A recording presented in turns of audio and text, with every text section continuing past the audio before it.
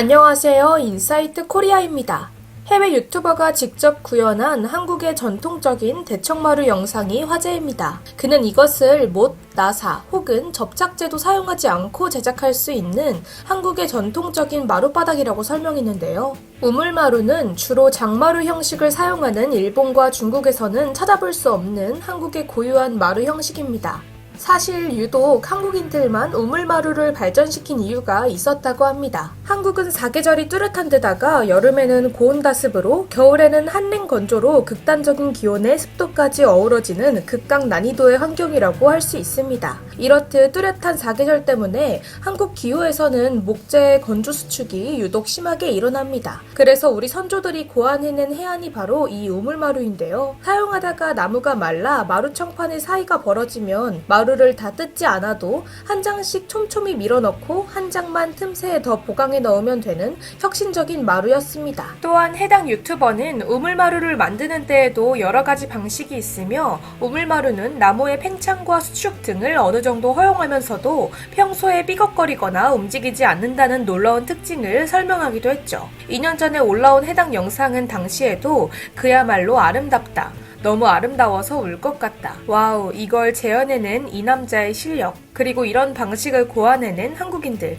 둘 다 인상적입니다. 우물마루 테크닉은 완전히 아름답습니다.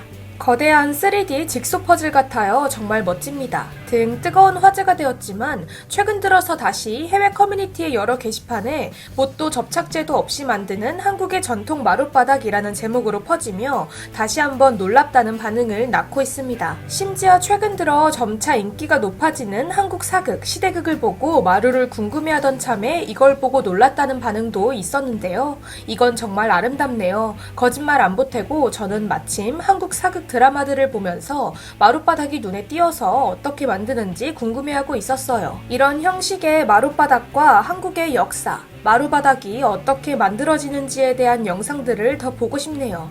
오마이갓, 이건 미스터 선샤인에 나온 조선시대야. 이거 정말 멋진데? 와, 정말 잘생긴 바닥입니다. 영감을 받았어요. 이건 사라지지 않도록 우리가 보존해야만 하는 기술이에요. 또한 먼 과거에 만들어진 기술임에도 엄청나게 정교한 과정으로 만들어진다는 것에 감탄하는 이들도 있었는데요. 옛 한국 속담에 이런 말이 있대요. 한 번 자르기 위해 8번, 9번을 잰 다음에 잘라라. 죄송한데 제가 전에 나무 가지고 해봤거든요. 이건 불가능해요. 분명 CG일 겁니다. 등의 농담들도 나왔습니다. 또한 한국 전통 가옥에서 빼놓을 수 없는 온돌에 대한 토론도 일어나는데요.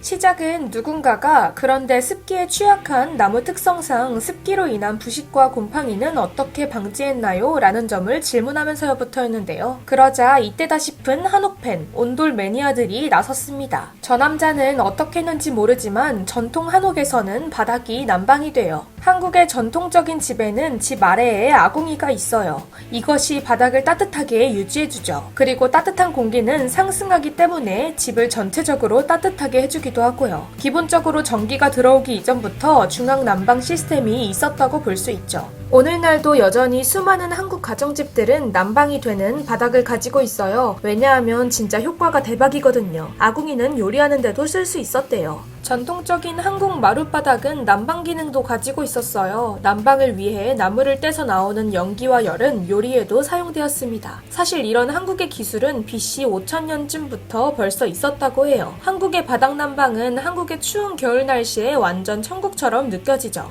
따끈한 나무바닥에 드러누워 잠에 빠지는 것을 이길 만한 것은 아무것도 없을걸요? 그러자 많은 이들이 부러움을 표했습니다. 정말 멋지게만 들립니다. 이런 걸 들으면 제대로 추운 겨울이 있는 곳에 살아보고 싶다는 생각을 해요. 캘리포니아에서는 그다지 겪어볼 수 없는 일이네요. 라며 온돌 때문에 겨울이 부럽다고 하는 이도 속출한 가운데 한국처럼 바닥 난방이 일반적이지 않아 슬프다는 영국 네티즌도 있었습니다. 정말 놀랍네요. 저는 영국에 사는데 겨울이면 늘 이렇게 불평하고는 했거든요.